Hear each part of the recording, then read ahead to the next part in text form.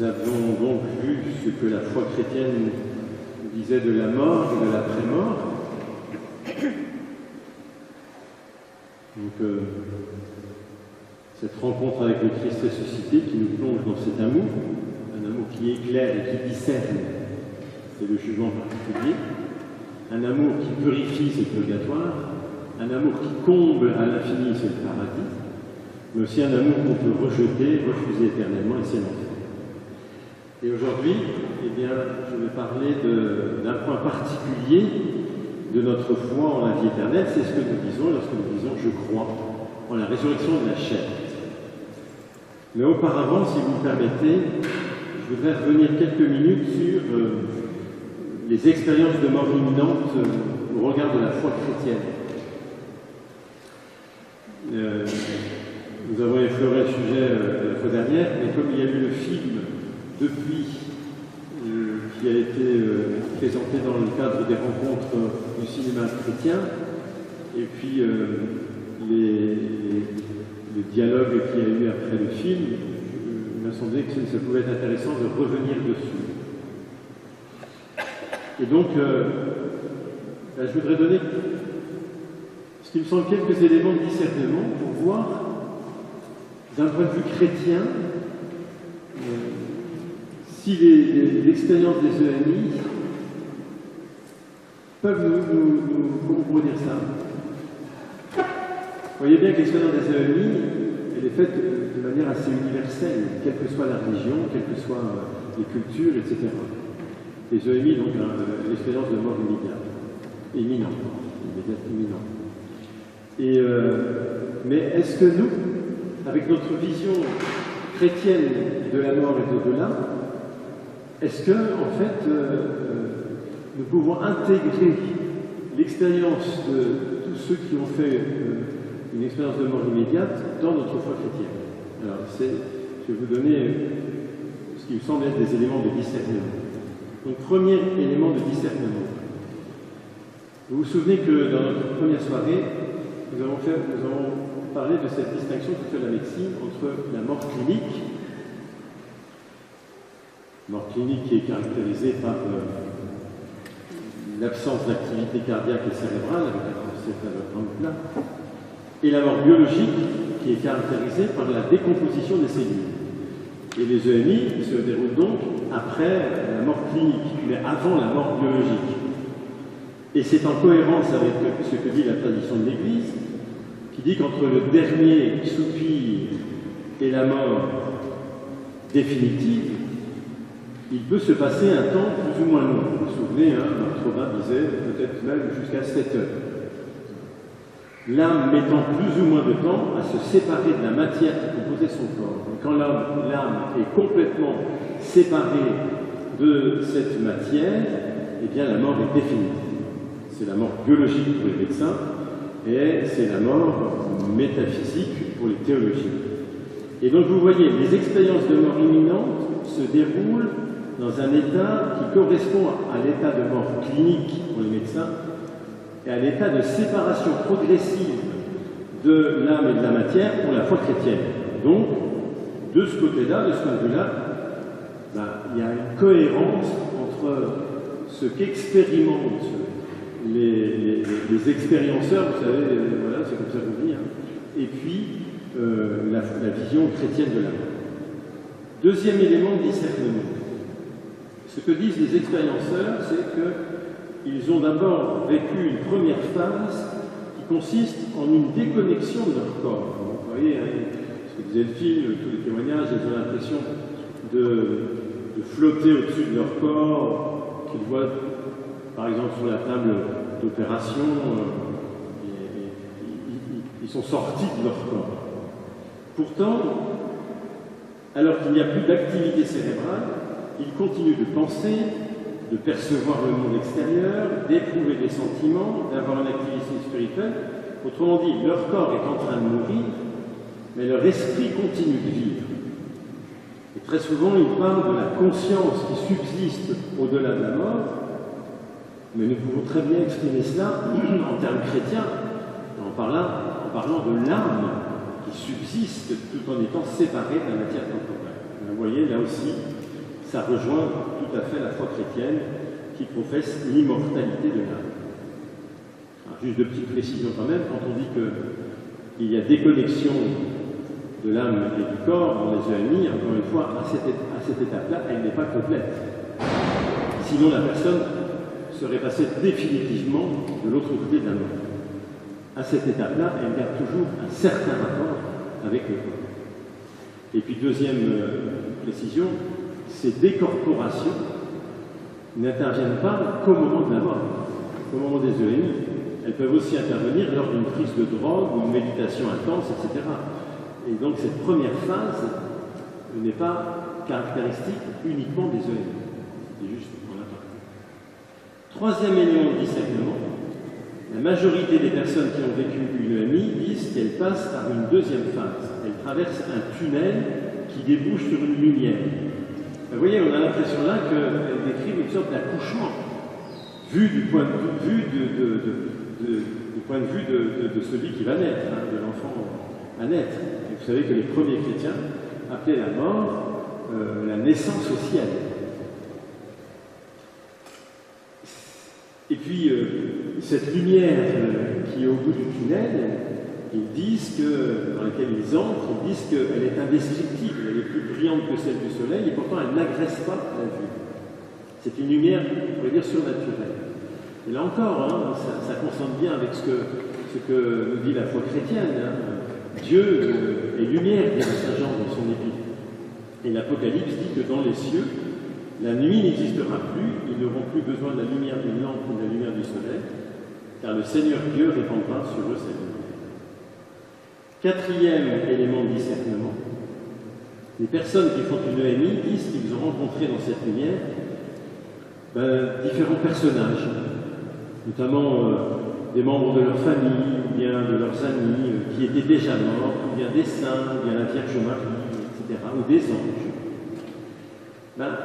Ça me fait penser à la prière de recommandation que je vous avais lue la dernière fois, la recommandation des mourants, qui demande aux saints, à la Vierge Marie, aux anges, de venir à la rencontre de cette âme qui monte au ciel. Et vous voyez que les gens qui font une EMI rencontrent des personnes célestes, entre guillemets, ce n'est pas étonnant du point de vue de la foi chrétienne, du point de vue de la foi chrétienne. Attention cependant, et là je vais mettre un bémol par rapport à ce qu'on a pu entendre dans les commentaires du film. Attention cependant, parce qu'à ce moment-là,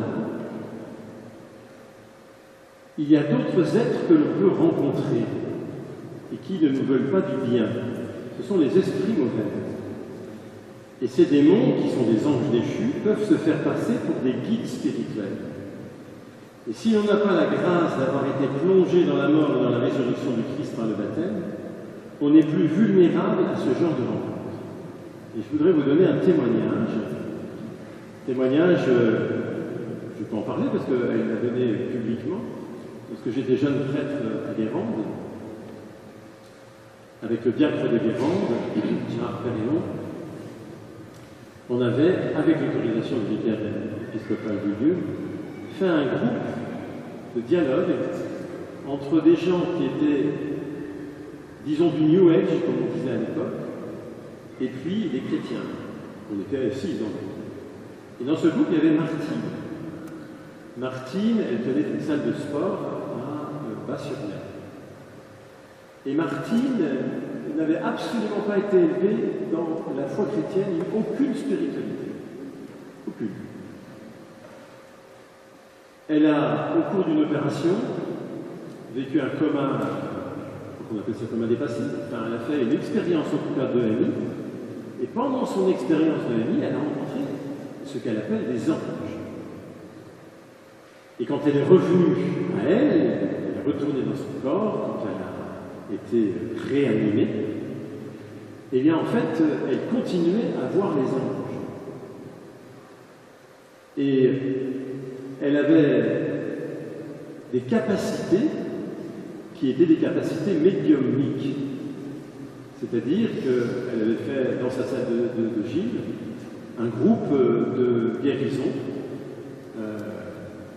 une fois par semaine, je crois. La femme du gars qui était allé d'ailleurs, ça se passait comme ça. C'était qu'on se mettait en cercle, et puis la personne pour qui on voulait prier se mettait à la fin du cercle, et on faisait passer l'énergie cosmique. Puis l'énergie cosmique arrivait à la personne qui était la personne visée par les guérisons. Et la femme du gars elle disait à son mari, elle disait, en fait, Martine s'est mis alors à parler avec une autre voix, et m'a dit des choses que je n'avais même pas dites à toi. Donc vous voyez, il y avait des capacités médiumniques. Voilà. Elle écrivait une écriture automatique, etc. Et c'était d'une certaine manière indépendant de sa volonté, puisque c'était pas elle qui avait fait l'effort Alors bien sûr, après, elle est allée dans ce sens-là, mais elle a été d'une certaine manière phagocytée pendant son EMI. C'est assez étonnant quand même. Alors je dis cela parce qu'il me semble, c'est mon interprétation, il faudrait parler avec cette dame-là, mais vous vous souvenez, pour ceux qui étaient au film, il y a eu une personne après qui a dit qu'elle était médium, qu'elle avait rencontré des guides spirituels, etc., etc. À mon avis, c'est quelque chose qui s'est passé de cet ordre-là. Et donc, les EMI peuvent être positifs, mais aussi, il faut faire attention, parce qu'on entre dans un monde qu'on ne maîtrise plus.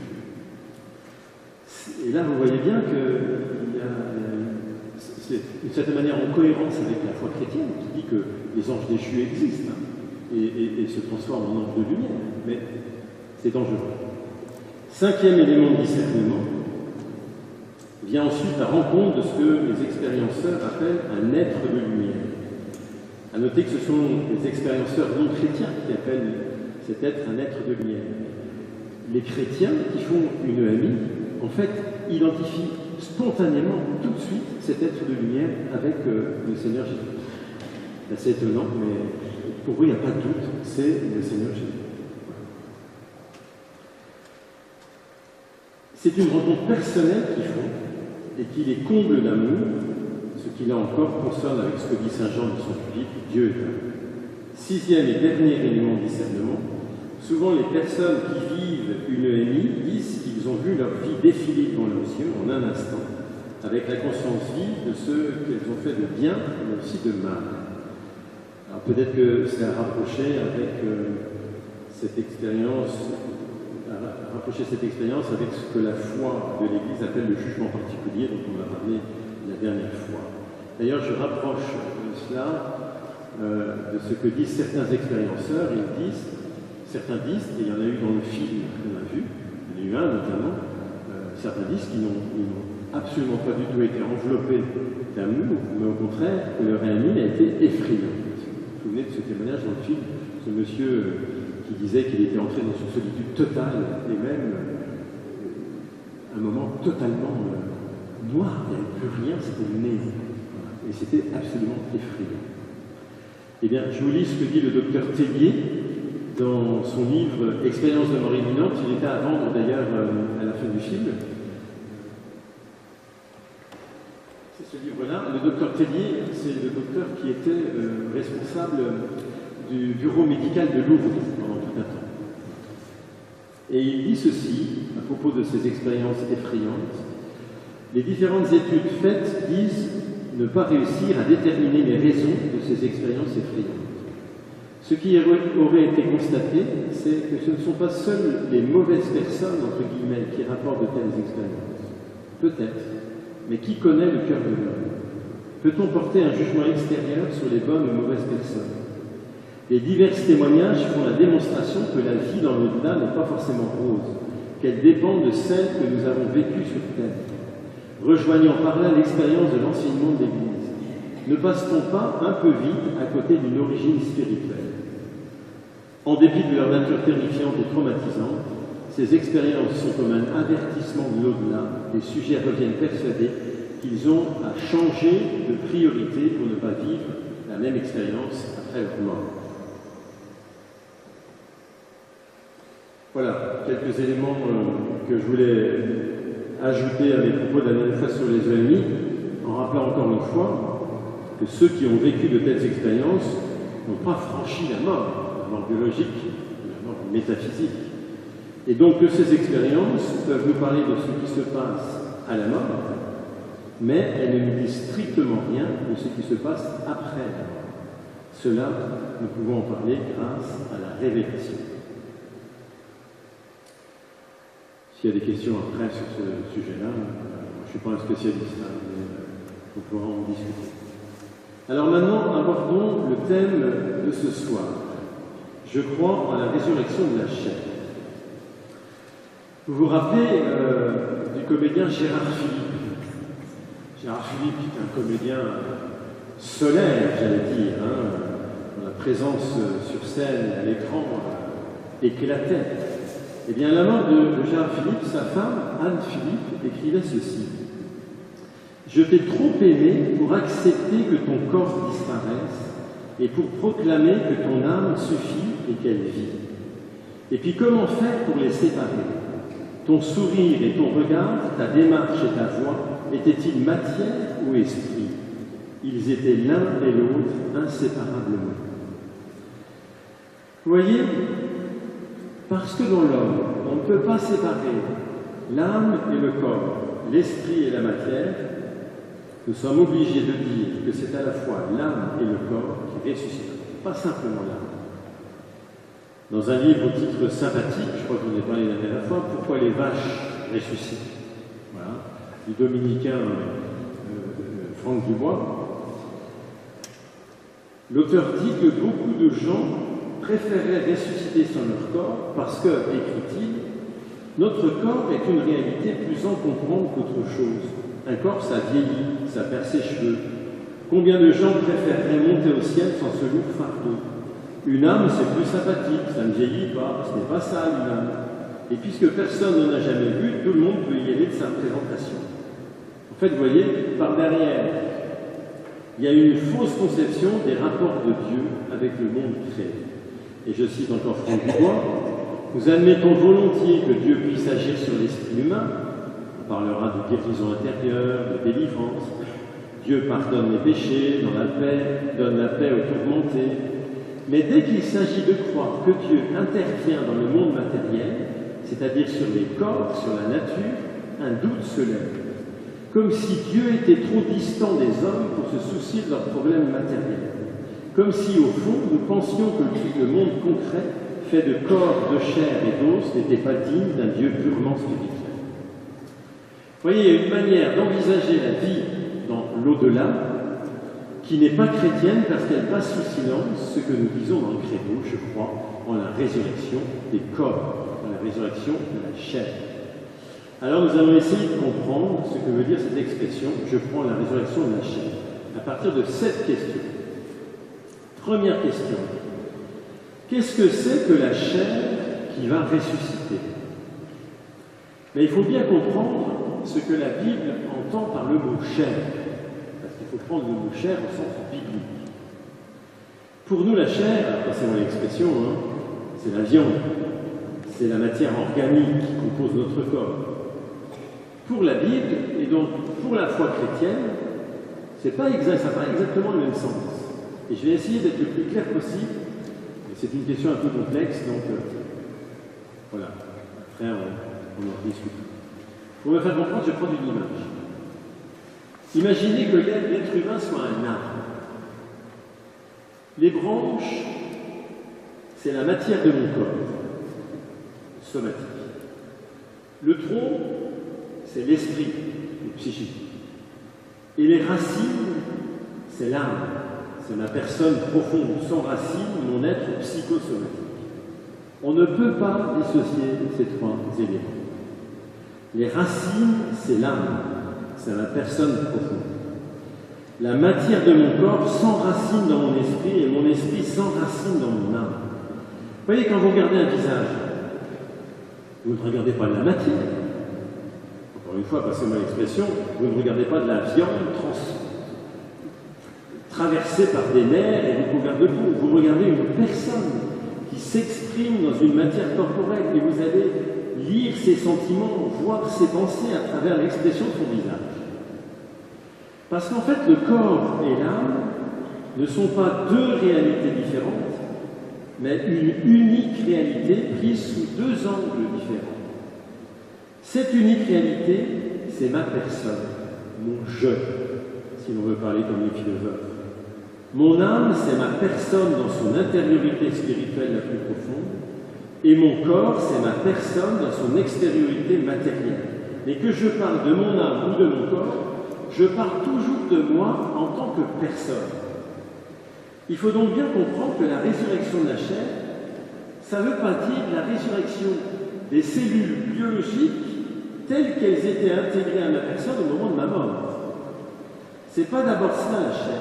La chair au sens biblique, c'est la personne en tant qu'elle s'incarne dans ce monde matériel. Vous voyez le petit bébé qui est dans le ventre de sa mère, dans le sein de sa mère, dès les premières secondes de sa vie, dès la rencontre des deux gamètes mâles et femelles, c'est une personne humaine qui est directement créée par Dieu, qui sort tout chaud du cœur de Dieu et qui va tisser son être corporel en s'incorporant cette matière dont sa maman va le nourrir.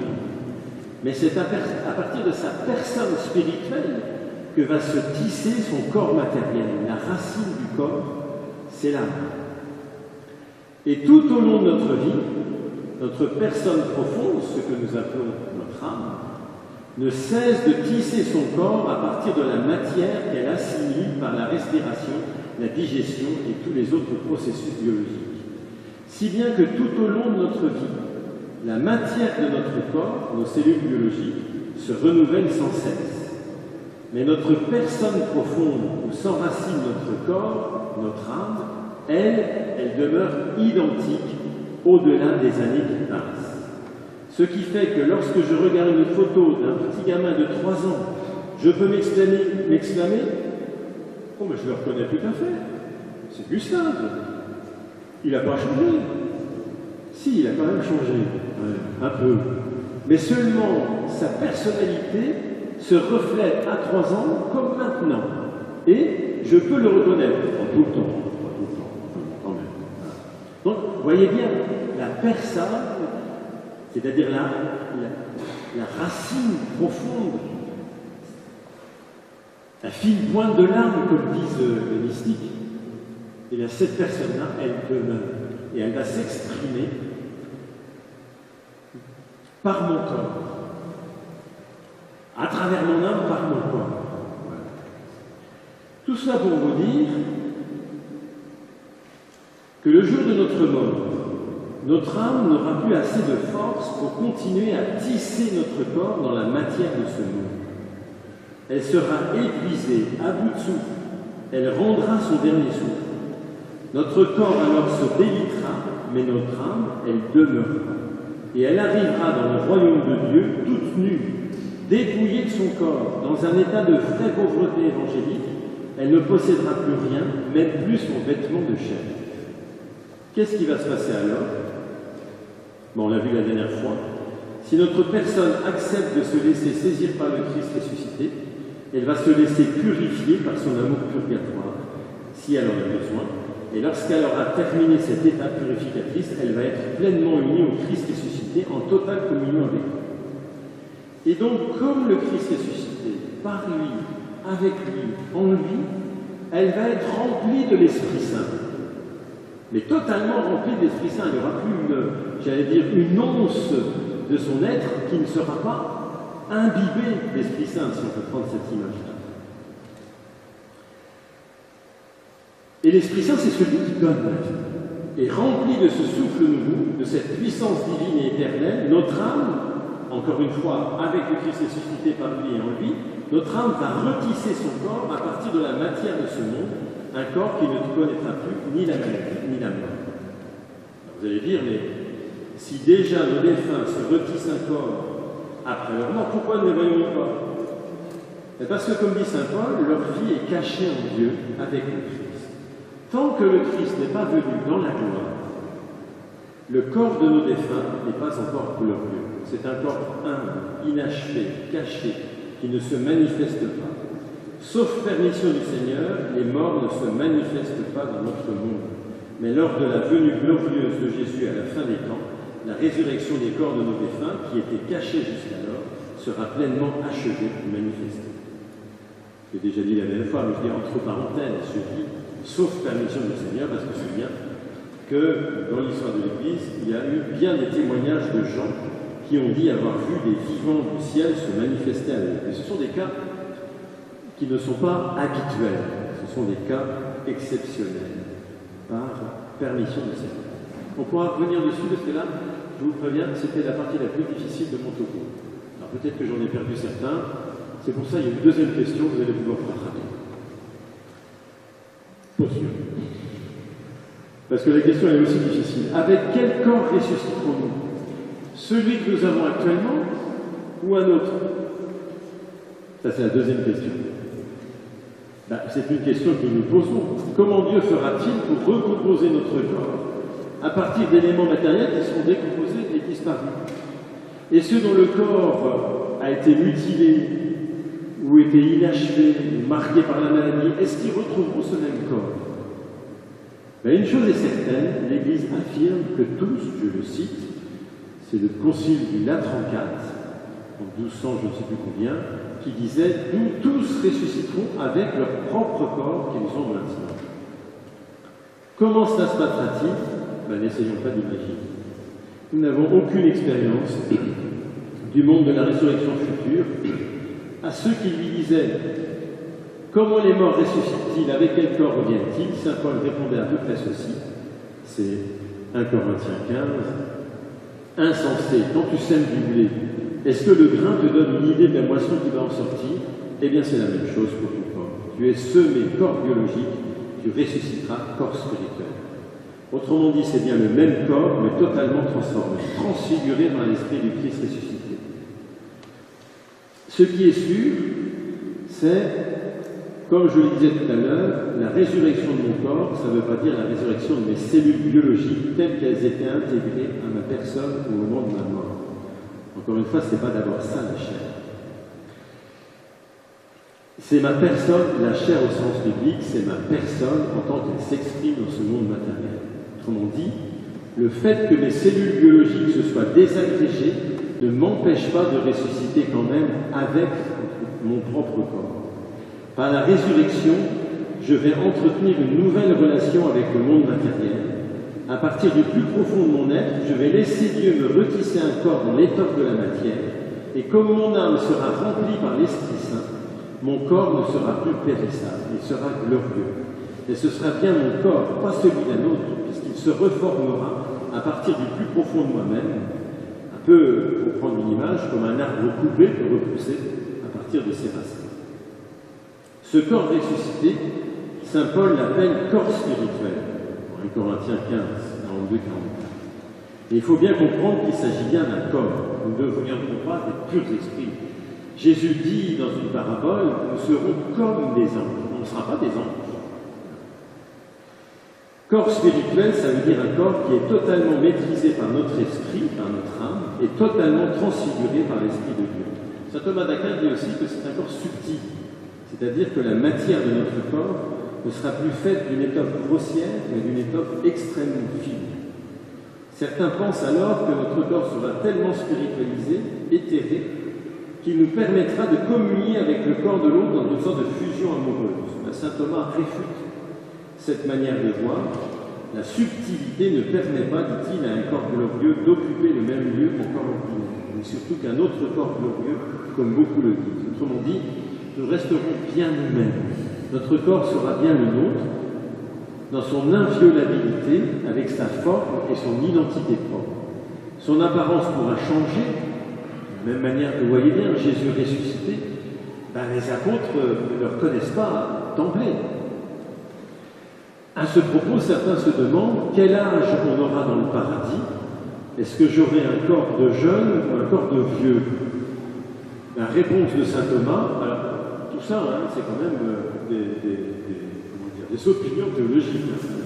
La foi chrétienne, c'est pas un dogme, c'est pas dans le catéchisme de l'Église catholique. Et saint Thomas dit, la résurrection ramènera tous les hommes à la pleine jeunesse, à l'âge où finit la croissance et où commence le déclin, vers la trentaine. Et d'ailleurs, ceux qui ont fait des IRV disent les défunts, ils la trouvent plutôt vers la trentaine. Ils ont plutôt 30 ans. Bon.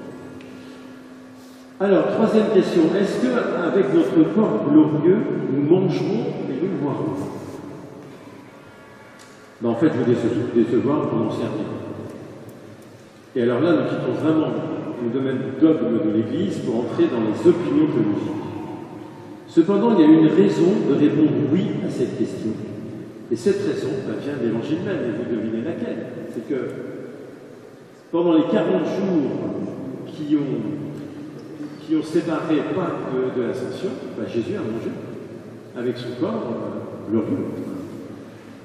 Prenez par exemple Luc 24, 36, 43. Lui-même fut présent au milieu d'eux et leur dit: la paix soit avec vous.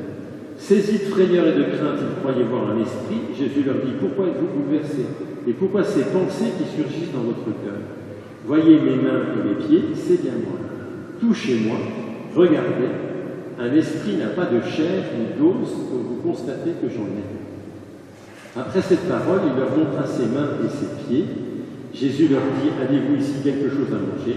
Ils lui présentèrent une part de poisson grillé qu'il prit et mangea de tout. C'est un peu étonnant cela.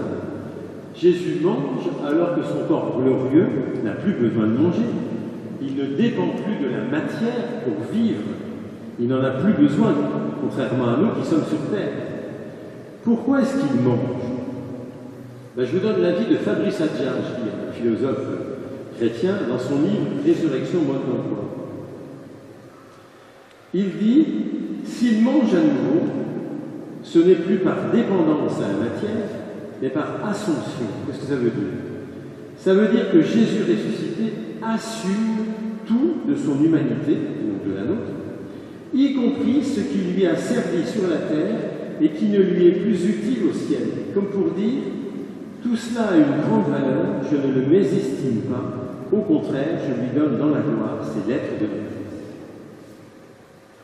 Dans sa somme théologique, saint Thomas d'Aquin se pose la question: tous les membres du corps humain ressusciteront-ils? Et il répond: oui. Je le cite: les intestins ressusciteront comme les autres membres, mais leur plénitude n'aura rien de vie.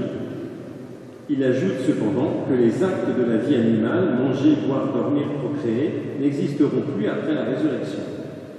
Autrement dit, on aura les organes, mais ils ne serviront à rien. Ce sont des opinions théologiques. On découvrira tous comment ce sera quand on y sera. Mais voilà.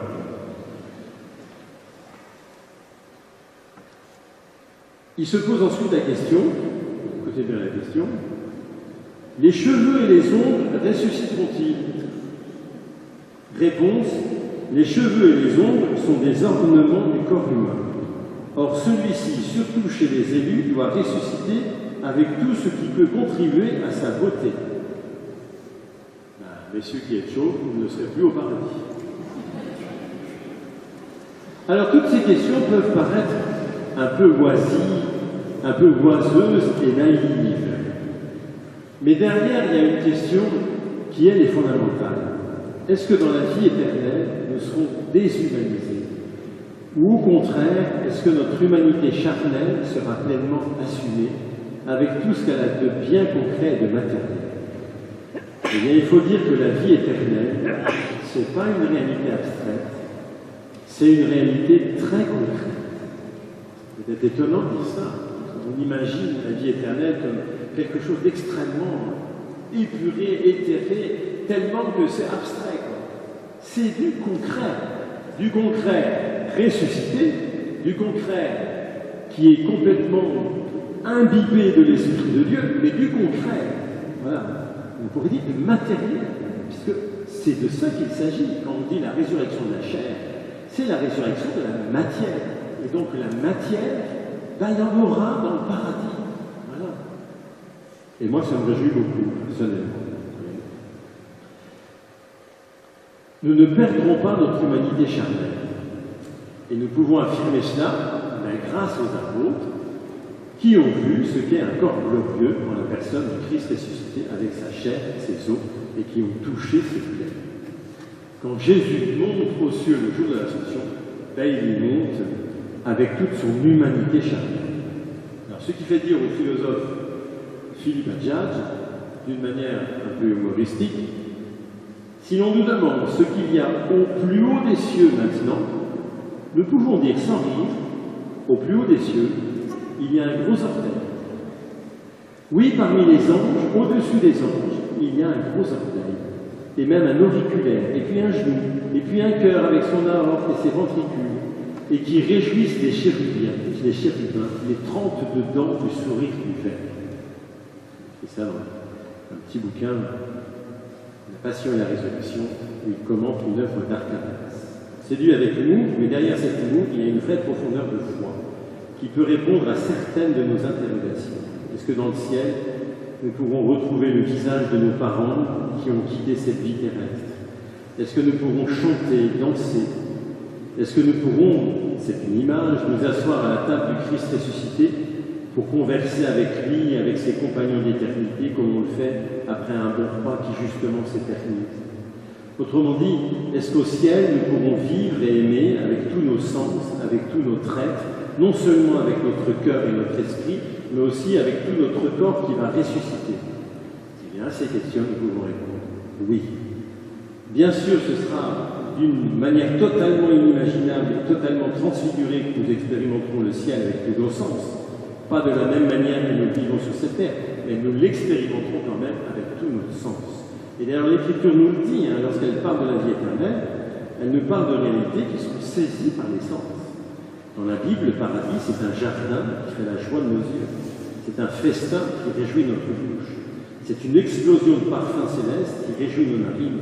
C'est une symphonie de sitar et de chants des anges qui réjouit nos oreilles. Quatrième question. Comment sera le corps glorieux des personnes handicapées? Est-ce que les personnes handicapées ressusciteront avec leur handicap ou est-ce qu'ils en seront délivrés? Là aussi, vous avez deux écoles théologiques. Vous avez ceux qui disent avec saint Thomas d'Aquin que tous les maux qui ont infligé nos corps durant notre vie terrestre, tous ces maux disparaîtront. Le corps humain, écrit-il, chez les méchants comme chez les bons, doit ressusciter tout entier.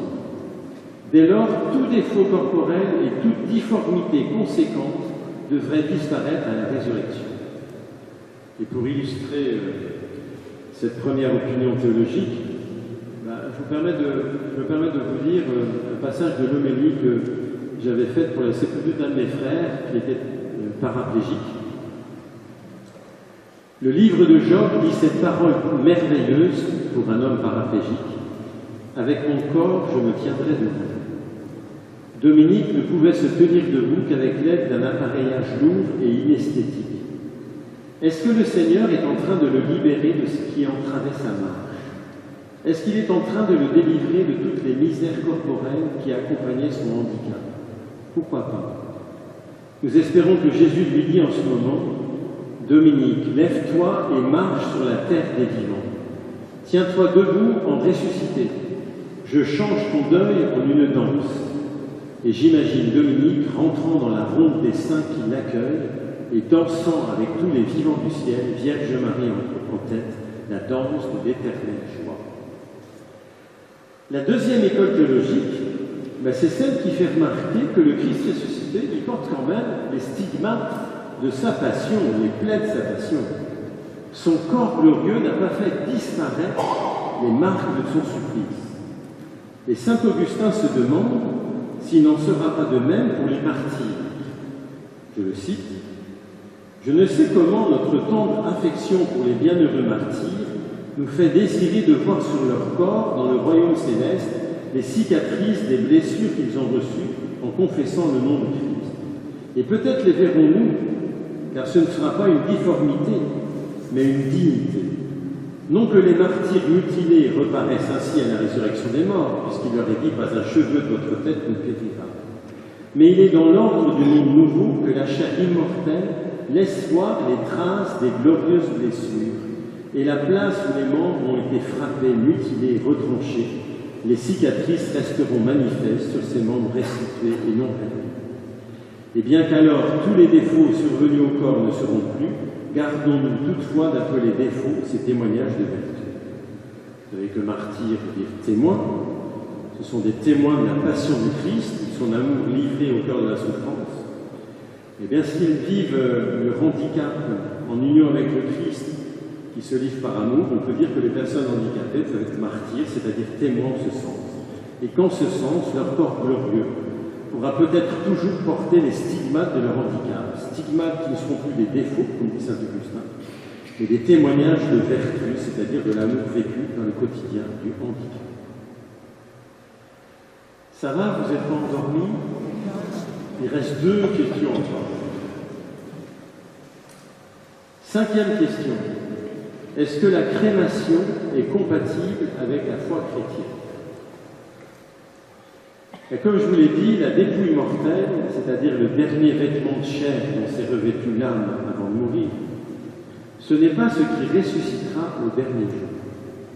L'âme ne reviendra pas chercher tous les éléments de sa dépouille mortelle qui se sont désagrégés et qui se sont fondus dans le cycle, dans le grand cycle de la nature. Et donc, de ce point de vue, qu'on mette ces dépouilles mortelles en terre ou qu'on la consume par le feu, cela n'a pas de conséquence pour la résurrection des corps. Mais d'un point de vue symbolique, cela en a beaucoup plus. Et je vous lis l'instruction que le dicastère pour la doctrine de la foi a fait paraître le 15 août 2007. Il est dit ceci: suivant la tradition chrétienne immémoriale, l'Église recommande avec insistance que les corps des défunts soient ensevelis dans un cimetière ou en un lieu sacré. Vous voyez, c'est très clair.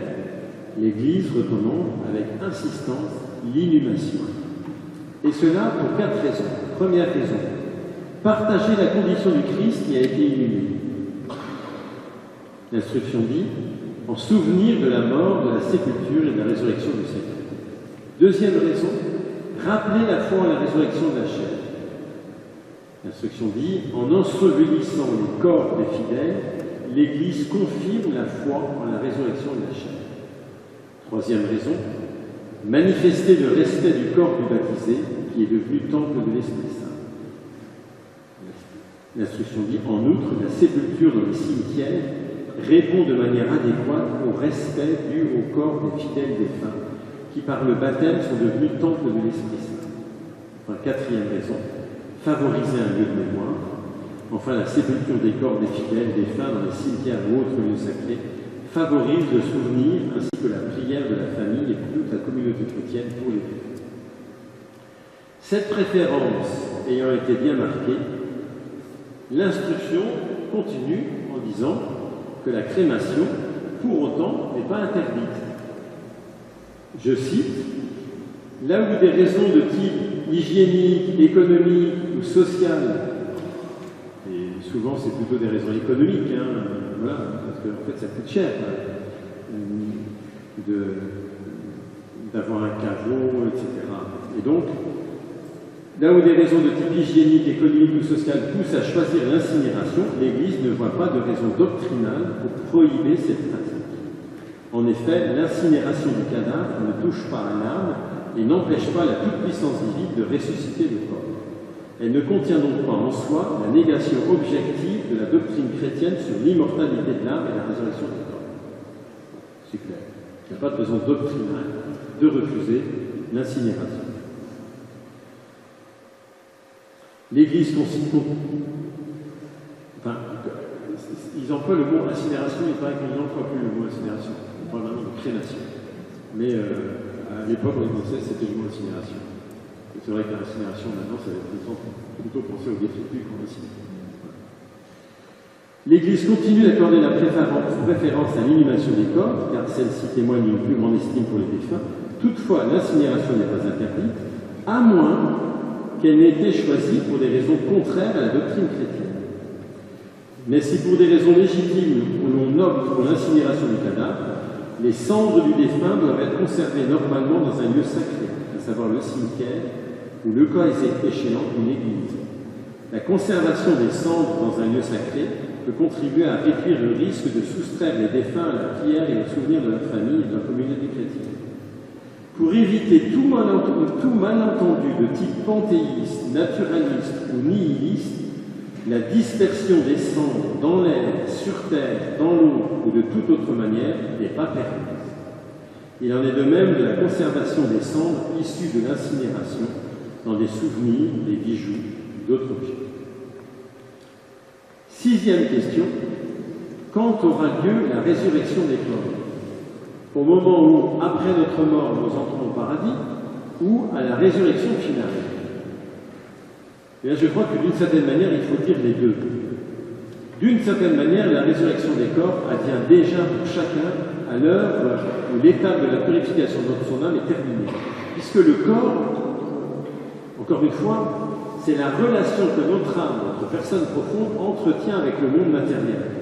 Nous sommes bien obligés de dire qu'au moment où notre âme sera pleinement purifiée, c'est-à-dire où elle sera pleinement unie au Christ ressuscité, elle partagera sa vie de ressuscité. Or, comme le Christ ressuscité entretient un rapport nouveau avec le monde matériel, ben nous aussi, dans le Christ ressuscité, nous entretiendrons un rapport nouveau avec ce monde matériel. Seulement, il faut ajouter que ce corps ne sera pas encore un corps totalement glorieux, c'est ce que je disais tout à l'heure.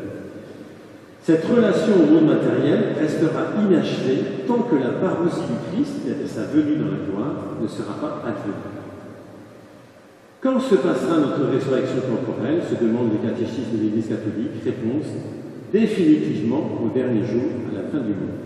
En effet, la résurrection des morts est intimement associée à la parousie du Christ. Et vous avez entendu, ils disent définitivement. Ça semble indiquer que la résurrection est déjà commencée avant la parousie, mais qu'elle n'est pas encore pleinement, définitivement achevée. Et je cite encore le catéchisme à l'article 1002.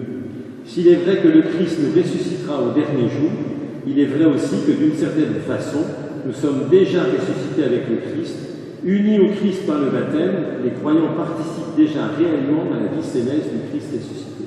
Et cette vie demeure cachée avec le Christ en Dieu. Lorsque nous ressusciterons au dernier jour, nous serons aussi manifestés avec lui en pleine vie.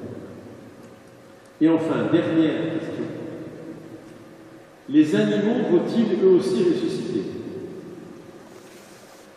C'est une question qui préoccupe bien des enfants, de savoir si leur chat ou leur cochon d'Inde va ressusciter, s'ils le retrouveront dans l'au-delà. Quand je dis les enfants, parfois ça tourne le vide aussi quelques adultes. L'enseignement traditionnel de l'Église en ce domaine, jusqu'à ces dernières décennies, c'était de dire, comme l'avait rappelé Benoît XVI, je le cite, que les autres créatures que l'homme ne sont pas appelées à l'éternité. Mais de plus en plus, on entend des voix s'élever contre cette opinion théologique.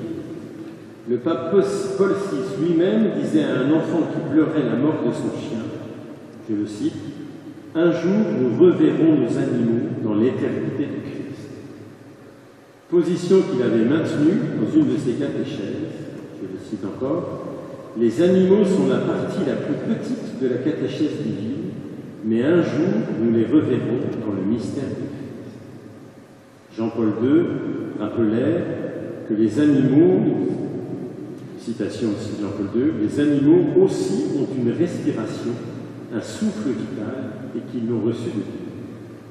Quant au pape François, il écrivait dans l'encyclique Laudato Si, « À la fin, nous nous trouverons face à face avec la beauté infinie de Dieu, et nous pourrons lire avec une heureuse admiration le mystère de l'univers qui participera avec nous à la plénitude sans fin. » Vous voyez, tout l'univers est appelé à la plénitude sans fin, à entrer dans l'éternité bienheureuse. Pas seulement les hommes, mais aussi les galaxies, les atomes, les végétaux, les animaux, les minéraux, etc. Et il continue. Oui, nous voyageons vers le sabbat de l'éternité, vers la nouvelle Jérusalem, vers la maison commune du ciel. Jésus nous dit, voici je fais l'univers nouveau.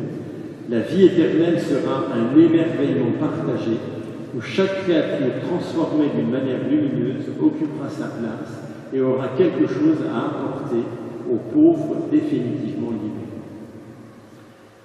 Dans son livre « Pourquoi les vaches ressuscitent », Franck Dubois écrit ceci, qui me semble une position bien équilibrée théologiquement. Il est difficile de concevoir avec précision la manière dont les animaux et le reste de la création seront associés à la résurrection finale des hommes. La question n'a d'ailleurs pas beaucoup d'intérêt.